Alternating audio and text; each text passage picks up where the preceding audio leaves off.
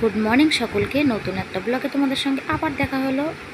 আশা করি তোমরা ভালো আছো আর আমরাও ভালো আছি। তো টুকি কিচেন ব্লগে তোমাদের সবাইকে জানাই স্বাগত। আজকে দেখতে পাচ্ছ সকাল সকাল কি কি মেনুতে ছিল সেগুলো সবই তোমাদেরকে দেখাচ্ছি। তো আজকে তো জানোই যে ননদ এসছে বাড়িতে, সেজন্য একটু রান্নাবান্না করছি। তো রান্নাবান্নার ভেতরে দেখতে পাচ্ছ সকালবেলায় চিংড়ি মাছ নিয়ে এসেছিলো, এসব চিংড়ি করবো। আর কাতলা মাছ ছিল, সেই মাছটা আমি রান্না করবো আলু দিয়ে। আর এখানে ছিল বাইম মাছ আর ছিল ট্যাংরা মাছ, সেগুলো আমি ভাজা করে নিচ্ছি। আর এখানে দেখতেই পাচ্ছ যে আমি বড়া ভাজছি এই পাশে, কারণ দু সাইডে বসিয়ে দিয়েছিলাম, না হলে অনেক লেট হয়ে যেত, সেই কারণে সবাই তো খাবে সেই জন্য। আর এখানে দেখতে পাচ্ছ যে আমি বড়া ভাজছি। তো এটা ছিল পুঁই শাকের পাতাগুলো কুচি কুচি করে কেটে তারপর ওখানে একটুখানি লঙ্কার গুঁড়ো আর হলুদ লবণ দিয়ে ভালো করে চটকে নিয়েছিলাম, একটু কর্নফ্লাওয়ার দিয়ে, আর দিয়েছিলাম চালের গুঁড়ি। তো তারপর সেটা ভালো করে চটকে তারপরে আমি সেটা বসিয়ে দিয়েছি। আর এখানে দেখতেই পাচ্ছ মাছটা আমি ভাজা করে নিচ্ছি। তো মাছটা একটু ওই পাশেরগুলো একটু লেগে গেছিলো, মানে ওই সাইডেরগুলো, তারপরে আস্তে করে একটু টাইম নিয়ে উল্টে দিচ্ছিলাম, তো সবগুলো উঠে গেছিলো, বেশ ভালোই হচ্ছিলো। আর ওই মাছগুলো বেশি লাগে না, সহজ আর কি। তারপরে এখানে দেখতে পাচ্ছ আমার ননদ আমাকে এঁচড় কেটে দিচ্ছে আর কি। তো ও এঁচড়টা বাইরেই কাটছিল আর আমি ঘরে মানে রান্নাঘরে রান্না করছিলাম, আর এইটা একটু নিচ্ছি যেখানে আমি জামা কাপড় কাচ্ছি, সামনের গেটটায়।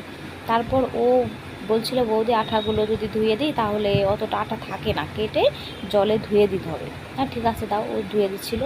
আর এখানে দেখছো বড়াগুলো এক সাইড ভাজা হয়ে গেছে, তো উল্টো সাইডটা আমি উল্টে দিলাম আর কি। আর এখানে ও কেটে নিচ্ছে, আর দেখেছো একটু দানা দানা হয়ে গেছে, দানা দানাগুলো ওগুলো কেটে আলাদা করবো, ওগুলো পরে বেছে নেবো আর কি, তাহলে ভীষণ ভালো হয়। আর তারপর ও পিস পিস করে এগুলো কেটে নিচ্ছে আর কি। আর আমি ওখানে তো আমার কাজ করছি, আর শ্রেয়সীও আমাকে অনেক হেল্প করছিল, সবাই হেল্প করছিল আর কি, যত তাড়াতাড়ি রান্না হয়। এদিকে আমার ননদ জামাই চলে যাবে বাড়িতে, ওদের অনেক কাজ আছে বাড়িতে আর কি, ধান কাটবে, ধান পেকে গেছে, সেই জন্য ও পরে আবার আসবে।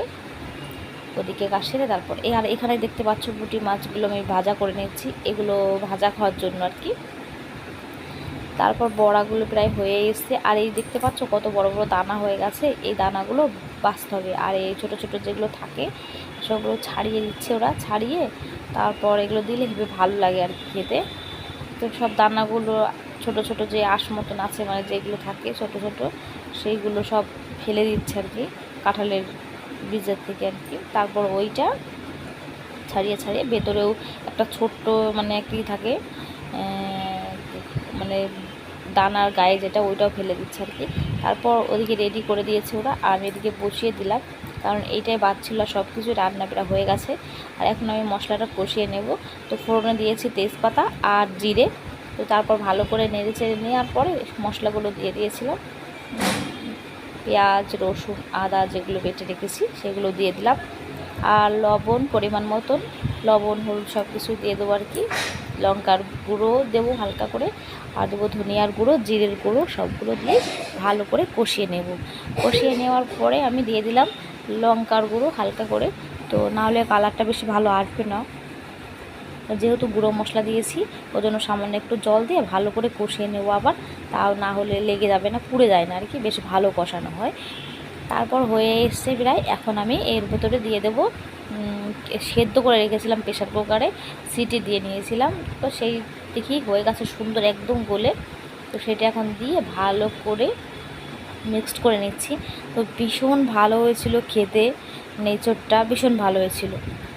তারপর আমার ভিডিওটি ভালো লেগে থাকলে তোমরা লাইক কমেন্ট শেয়ার আর সাবস্ক্রাইব তো অবশ্যই করবে, আর যদি ভালো লেগে থাকে কমেন্টে জানাবে কেমন লাগলো। তারপর এই যে আরেকটু লঙ্কার গুঁড়ো লাগতো, যেহেতু মানে কাঁচা লঙ্কাগুলো তেমন ঝাল ছিল না, তাই বললাম আরেকটু দিয়ে দিই। তারপর দেখতে পাচ্ছ কত সুন্দর কালার চলে এসছে। তারপর অনেকক্ষণ কষিয়ে নিয়েছিলাম, কষিয়ে নেওয়ার পরে এখন পরিমাণ মতন হালকা করে একটু জল দিয়ে দেবো। তো তারপর মাছগুলোও দিয়ে দেবো আর কি, মাছগুলো দিয়ে দিয়েছিলাম। আর এই যে পুরো খোসাটা ছাড়িয়ে দিই, না হলে সব বাবু খেতে পারে না আর কি, আর ও ছাড়িয়ে দিলে মানে খেতে চায় আর কি। এমনিতেও মাছ খায় না, চিংড়ি মাছটা একটু খায়, কোনো মাছই খায় না।